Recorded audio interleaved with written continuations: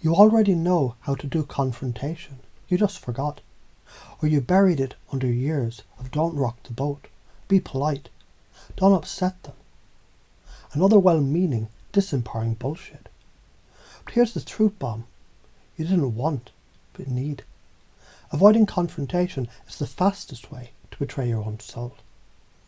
And that betrayal has a cost: fatigue, people-pleasing, repressed rage, fawning like a scared animal when you're actually a cosmic lion.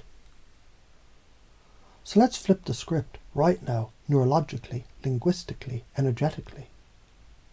I'm now comfortable and enjoy confrontation. Let that sink in. Let your nervous system stop shitting itself for a second.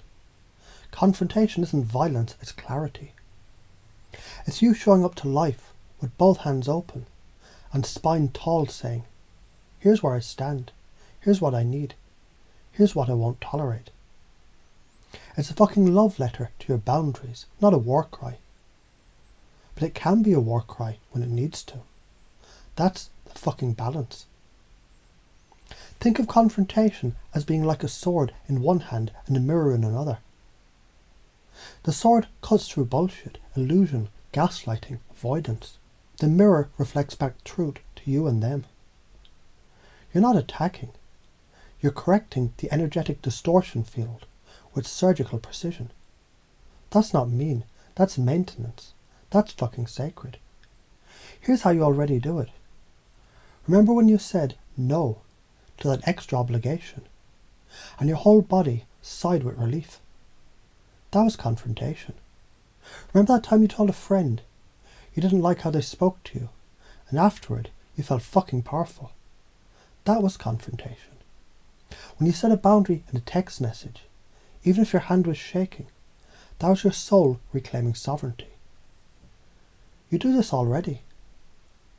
You just think it has to look a certain way, yelling, dominating, aggressive.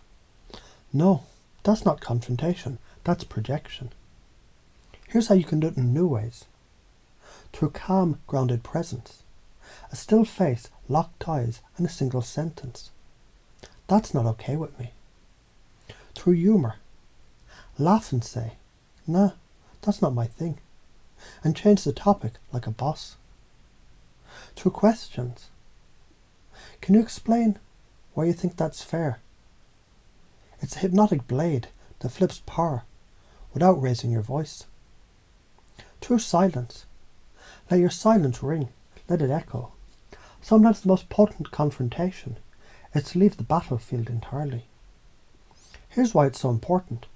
Because the part of you that avoids confrontation is the part that's still trying to survive someone else's emotional tyranny from childhood.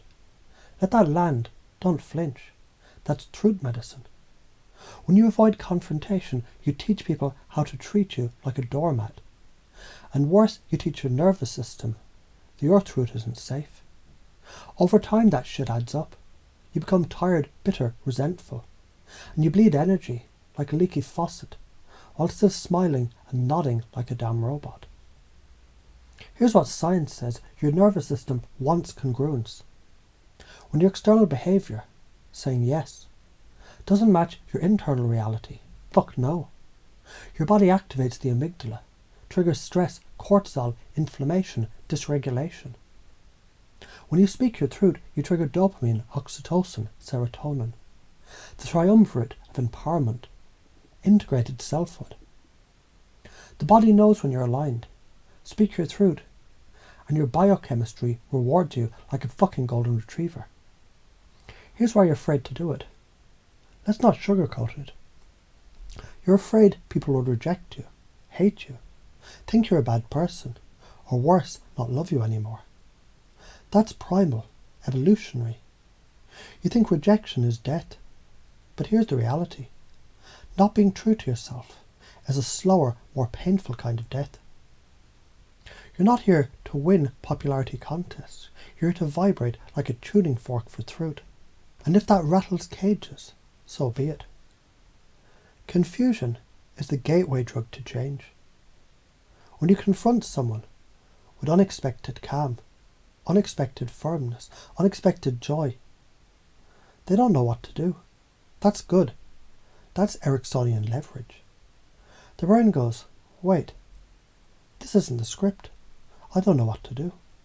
In that moment of uncertainty, their subconscious opens, like a door left slightly ajar during a storm. And in that moment, you lead, you reframe, you install. How did you get these limiting beliefs? Childhood conditioning, be nice or else. Parental modelling, shut up or I'll hit you. School, don't question authority. Social trauma, speak up and you'll be shamed. And underneath it all, a fear that if you fully stood in your fire, people would run. But guess what? Let them fucking run. Only those immune to your truth will flee. The rest, they'll feel a gravitational pull. That's how real leadership works. Here are patterns that drain you. Let's fucking name them. People pleasing, over apologising, avoiding hard conversations, saying yes when your gut screams no, smiling when you're dying inside. Each one of these patterns, it's a micro death of the authentic self. Interrupt them, not later, not tomorrow, now. You don't need a script, you just need a spine, a breath, and a willingness to be unapologetically, radiantly true. Pace someone's current belief. I get it, you think confrontation causes problems. Reframe with hypnotic confusion. But what if avoiding confrontation is the real problem? What if not speaking up is what's been fucking you over all along? Lead with an identity upgrade. You're not someone who avoids truth, you're someone who channels clarity. Fuck yeah. You don't do drama. You do clean, conscious cuts. Link it to their deepest values. When you stand up, you're not hurting people. You're protecting sacred space, your energy, your peace, your vision.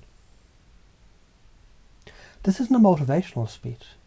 This is a biological rewiring, a karmic defibrillator, a soul-level system update. You're not the polite child anymore. You're the fucking king of the internal realm. And kings don't flinch when truth needs to be spoken. So burn this into your DNA. I'm now comfortable and enjoy confrontation. Say it again, again, until your bones hum in silence. You're no longer here to make everyone else comfortable. You're here to make yourself free. The world will adjust, or it'll fall away. Either way, you win. Let this land, let it rock, let it live through you. You're not done. You're finally getting started.